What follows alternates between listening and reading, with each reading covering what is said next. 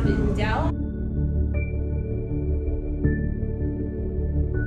I think the primary flower that they're focusing on is water lilies. So water lilies etched into these beautiful glass blocks that are backlit. And then there is a data feed that ties to the Dell pond. That's already been installed. So they'll have a buoy with data sensors out in the Dell pond feeding live information into this room that changes the light, the color of the light, and the light levels throughout the day and throughout the year, so that it's different every time you come in and corresponding to whatever's going on the Dell pond. And there's also an audio recording here that goes